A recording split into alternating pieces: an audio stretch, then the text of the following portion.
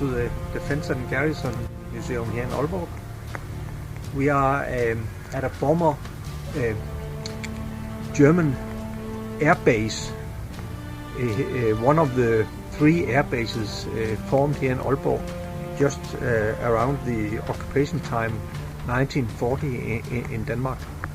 My name is Flemming Larsen, and I'm the director here at the museum, and I'm the former garrison commander and regiment commander here in Aalborg. And of course, no matter where I go, we get to see motorcycles, because military, motorcycles, common sense. You know where I'm coming from on this. It's not new. As all museums go, this is an amazing place, because this museum actually was history. Back during World War II, the Germans built this as a seaplane hangar where they would conduct combat operations. And after the war, this became the home for over 40,000 German refugees, mostly from East Prussia, that came here at the end of the war. Stayed here for 4 years, barracks outside. But this is a phenomenal place, and this Danish soldier, Danish-made motorcycle back before the war. And you have to remember, one thing that most of you would not know was Aalborg Airport, which was occupied by the Germans on December 9th in the morning, was actually the very first airborne assault anywhere in history, even before Eben and Amal. The museum is dedicated to, of course, military history, Danish military history, and a large part of that was, of course, World War II, the resistance before World War II, and you will see a lot of planes, tanks, weapons that were recognizable in most American museums. Walking through the mortar section of the museum, small mortars, fun to shoot, heavy mortars, needs heavy transport. If you are a worthy military historian, you really should go visit a small town like Aalborg, because the entire town is saturated by history, and you should come visit a museum like this. It's actually worth traveling for, because there's so much equipment here, so many weapons and vehicles you will never see in most British or American museums, because a lot of them were made in Denmark, in use before and during the war by the resistance. You won't see this a lot of places. And since this is a museum set in an actual World War II hangar built by the Germans, was in use throughout the entire war, makes it so much more interesting and real, because you are learning history in a place that actually is history.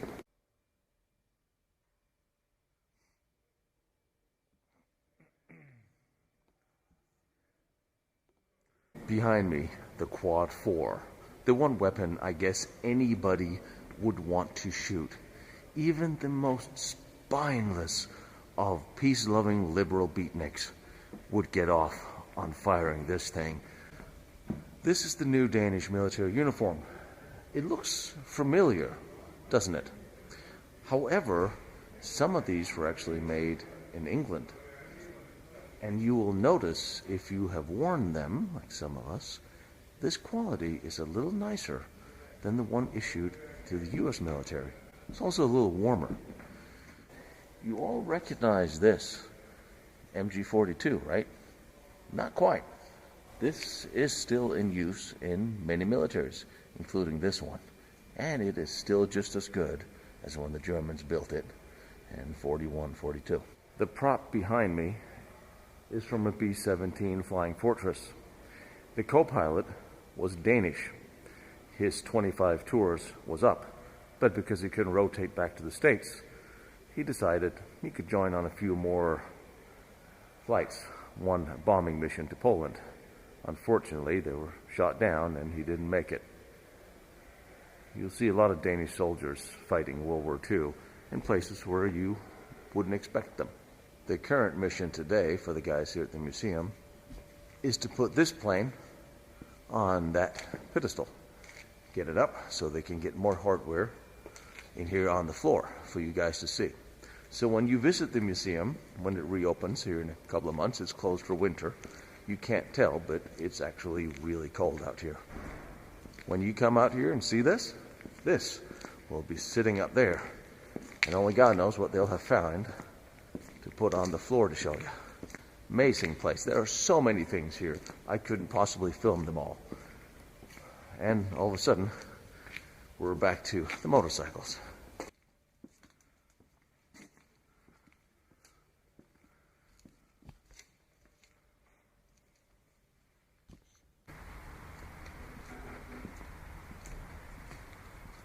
It may be cold and rainy, but I'm still not leaving. You are in the middle of this amazing array of armor and planes and tanks from serving in the Danish military. You have all this equipment and it's just phenomenal to see. And once again, it is amazing to be in a museum that is actually built on an old World War II hangar built by the Germans. It somehow gives the whole place feel of genuine history. Behind me is the Dragon, which is an old Swedish fighter jet, and it always reminds me of a funny story from very, very early in my career with the forward service unit, where the Dragon had to come in and refuel and rearm, and the crew had to time it to see how quickly it could be done. And after this was done in the turnaround, the pilot had shut down the aircraft. He looked out the cockpit, and I was not with the Air Force, believe me. He looked at me and said, "There's a little box underneath here that has a generator that starts the engine." And he said, "If the plane won't start, just go kick it, would you?" And I thought to myself, you are going flying in this. Good luck. Behind me, one of the best tanks after the World War II. Leopard 1. It's been replaced later on by the Leopard 2. This is fun. Gyro-stabilized turret. Sat in it, swung the turret around. I prefer a rifle, machine gun, something I can actually control because, damn, that took more practice. All respect to tank gunners out there. We all remember these from back in the day. I can drive that. It's been upgraded now to Model 4. Doesn't mean anything to anybody else. Any frontline soldier in need always loves and appreciates having artillery behind you.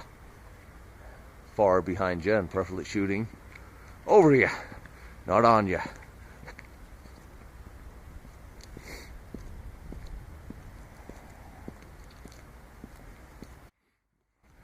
Now this whole area back in the day was the command center for the German Air Force in this region. Behind me is the command bunker that has now been turned into a museum. Part of the museum is dedicated to the German refugees that lived here, was interned here for up to 4 years after the war had ended. Many of them came from East Prussia, fled from the Russians, and more than 40,000 of them ended staying and living in this area. Behind here there are barracks that are built for them that's long gone. A long photo history of those refugees exists down here, including living quarters still exist from when the Germans were actually working and stationed in the bunker. It's an amazing place. I just had to remark to the director that the hangar built by the Germans will probably stand and last longer than the new one they just had erected. Anybody who ever served with most militaries will recognize the APC behind me. I think more was made of those than any other APC in the world. Yet it was not really bulletproof, and every time deployed it was improvised, upgraded from Vietnam War to Yugoslavia and Kosovo, when we would tie pipes to the side so it wouldn't be that easy to shoot through. Here it's sitting on a mobile bridge, if I'm not much mistaken. This thing measures how high up the clouds are. Probably won't see that in service again. Ron, looks familiar, doesn't it?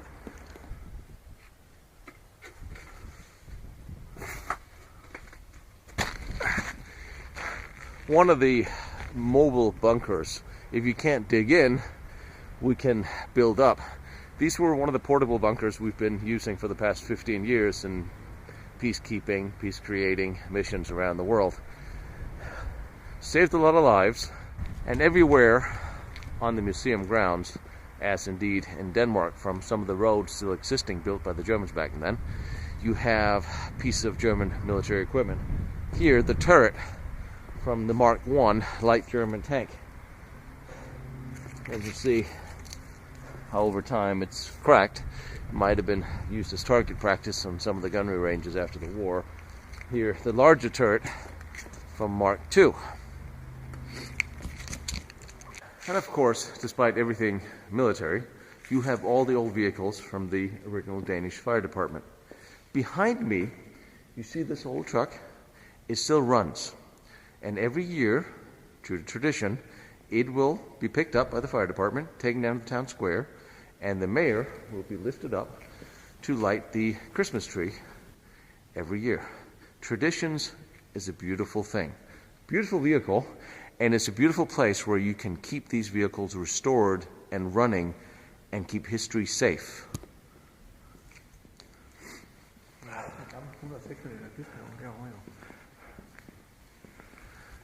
I learned how to drive in one of these things, and my dog learned how to drive in one of these things, but he came with me every time.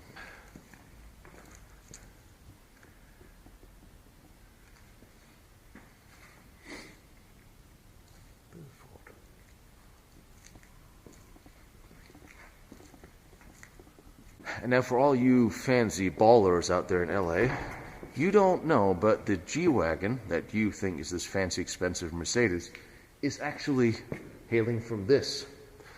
A proper German post-World War II Jeep, the mainstay of many European militaries for many, many years. On military auctions around Europe, you can probably pick this up for $5,000. I always wanted one. It's a military Jeep. It shouldn't have an AMG engine in it.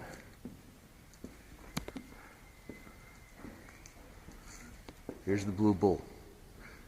It means a lot more to me than to most of you guys. It means a lot to a lot of Danish tankers as well.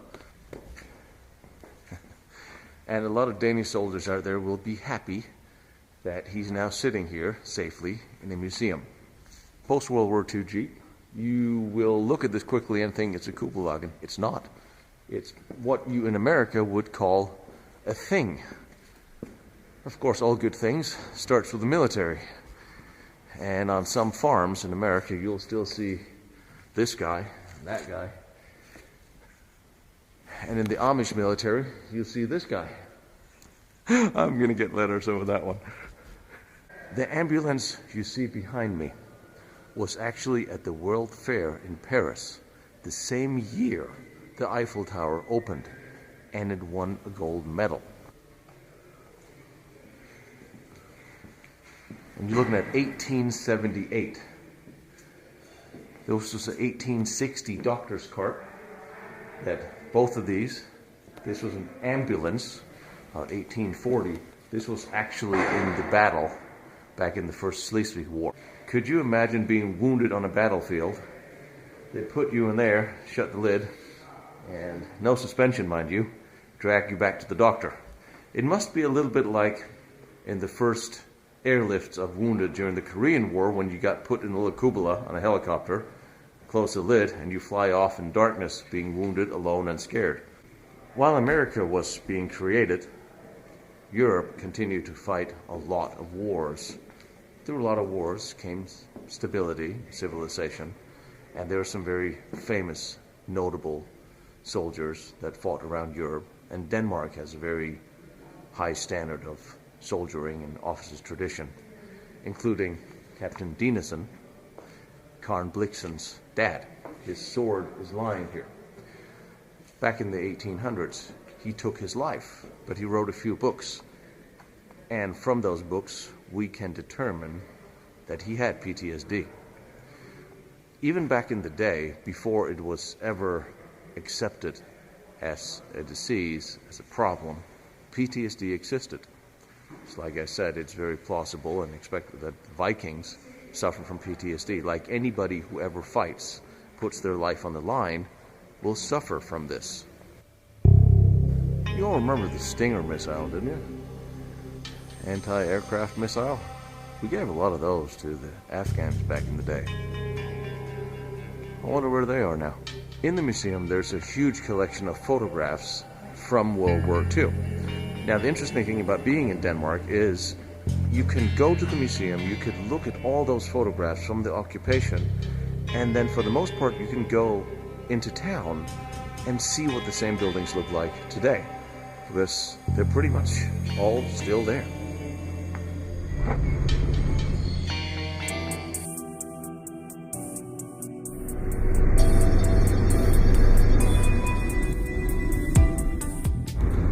Now, this lovely winter's afternoon, we are going to visit Aalborg Air Force Base.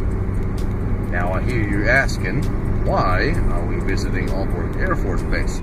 Because during World War II, this was a military history first, where the German airborne troops took an airport for the first time.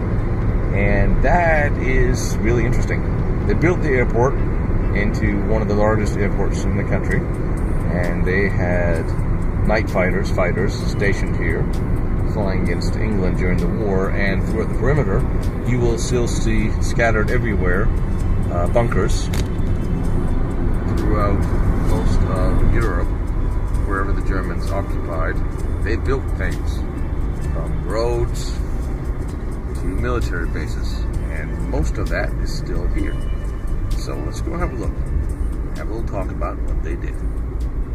So we are at a functioning Air Force base, originally built by the Germans. Yeah, this is one of 3 air bases built during the Second World War. This was the main part from the German. It was the main hub to invade Norway. Oh. In the beginning, Denmark wasn't really interesting for the Germans. It was to get iron from Sweden, and the only way to get that was through Norway. So we were just a hub for the Germans to get Norway. I thought the Germans took Denmark to control the waterways, and also eventually it became a good food hub. Yeah. Actually send food to Germany, but there was a bigger reason for this. It was a good thing strategically to be able to control the waterways, but if Denmark stayed neutral, they could always lay, mines in neutral water. Yeah. So it wasn't really that big an issue. But of course, it was easier for them to control if they were there physically.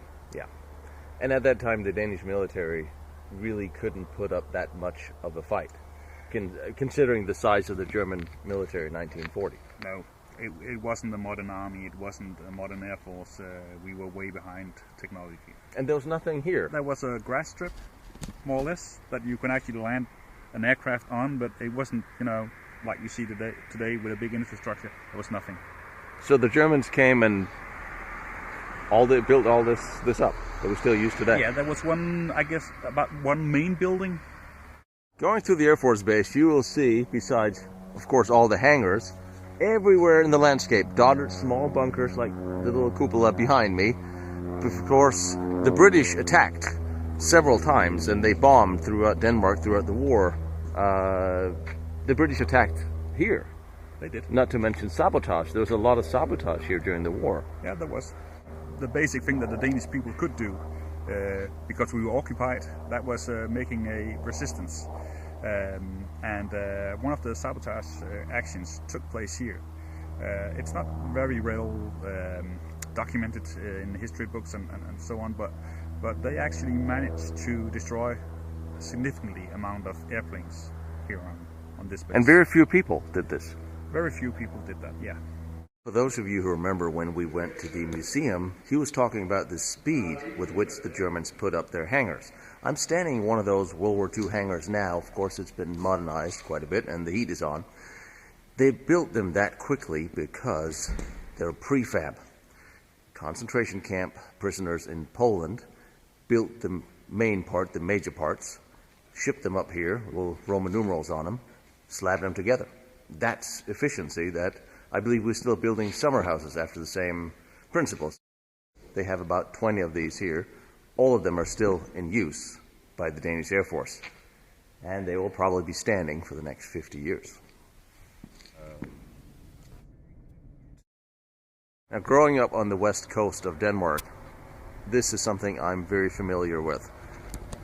From the coast, the tip of Denmark, all the way down to the south of France, the Germans built bunkers like this one. So naturally, they scattered the landscape wherever the Germans occupied, and of course, in an airport, you needed heavy-duty concrete bunkers. And it's fascinating because they literally could not destroy them after the war. I know up by the beach there are several summer houses that are built on top of bunkers. Yeah. There's a restaurant built on top of the command bunker up in town of Blokhus, and several others, and they couldn't blow them. They filled them with water, they couldn't blow them. They still stand to this day, so they may as well, hell, we have a bunker, so now we have a wine cellar. Some of the bunkers, when they did the calculation on how much TNT or whatever they used for blowing that up, they had to use, sort of experienced that it would implode and go through the earth and perhaps have an impact 20 kilometers away on buildings, structures, and whatever there. So for instance, you know, if we took a town or a city nearby, every window would break there if you have to do that. So it was quite good stuff they built. What you're looking at right now is a position for the flag cannons as self-protection against aircraft attacks. So did they have the 88s out here? Probably, and also the what do you call it, 2x2s that they usually use. A friend of mine, he has an 88. Okay. There's not that many of them. No. That's what's called the best gun in the world, I guess. Yep. I mean, they found out that they were actually just as efficient attacking on tanks and so on because of the high velocity. You improvise, adapt, and overcome. Yeah. Thank you, Clint Eastwood, for coining that phrase some years after the war. Yeah. Different war. Yeah. But, all right. That's a nice view. Yeah. And this was original. Most of it is, yeah. Wow.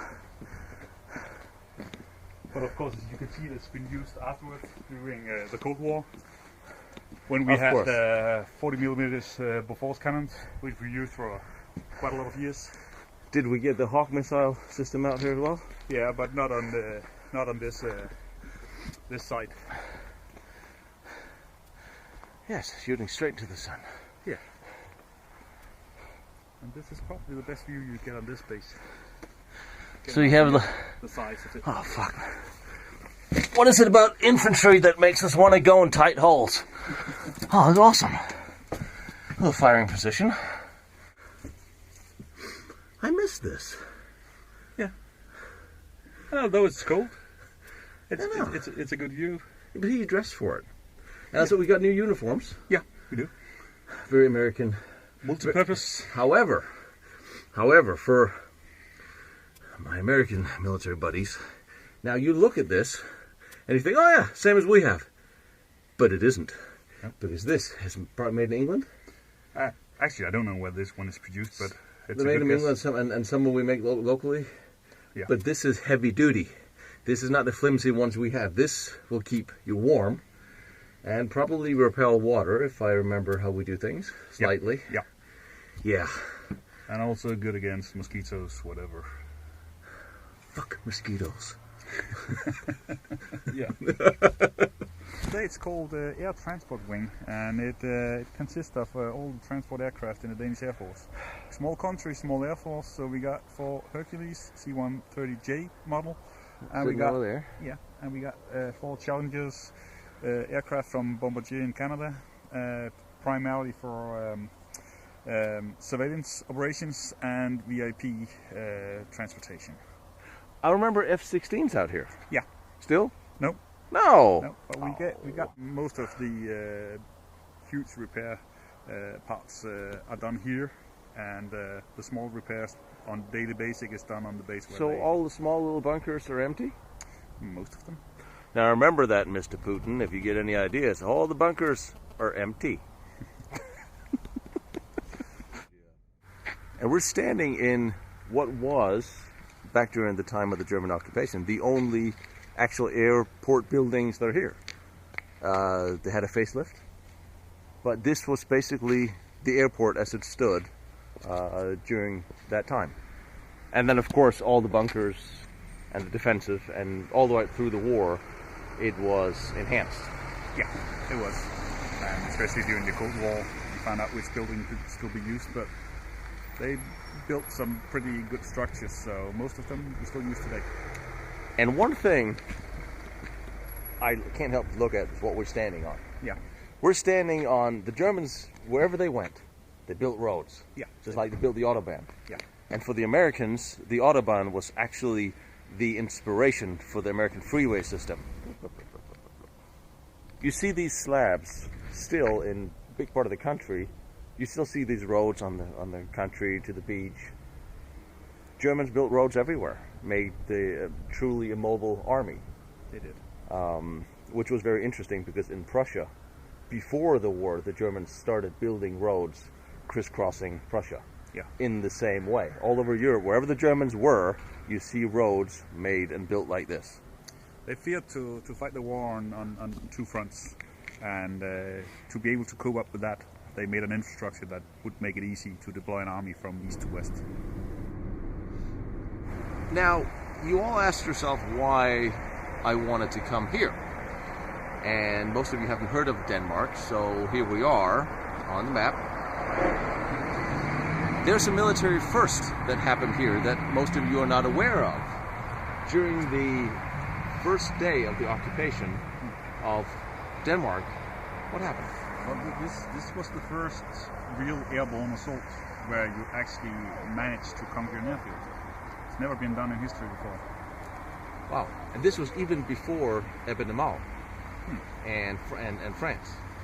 No, it was, yeah, you could say that. And what they did afterward was when they went to the Benelux countries and so on, they sort of took the experience that they got from here, took it further, so went on. For instance, when they took Crete in the Mediterranean, yep. That was also airborne assault, where they could use the experience that they got from here. So it was done on the first day. They sort of liberated this airfield within a few hours after the war started in Denmark. And they got boots on the ground. Total surprise, or was there any fighting? Or there was fighting at the border, but resistance was.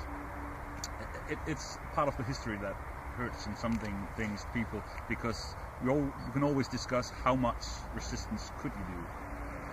We scuttled the fleet. We lost some lives, but against the German army, Denmark today is a country with 5 million people, and not really that big of an army, except the army we have now is professional and deployed all over the world. Yeah. Back then, 3 million people in population and barely a couple of hundred.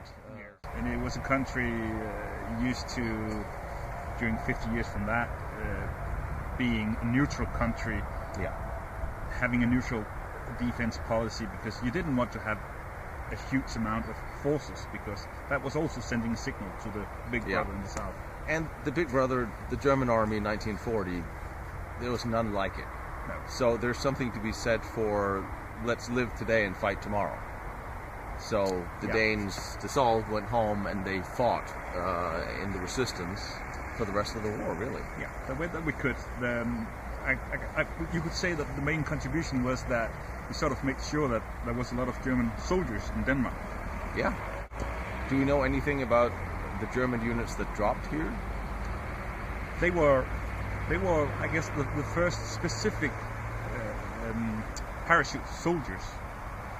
It was regiments of parachute soldiers. And that was not seen before that.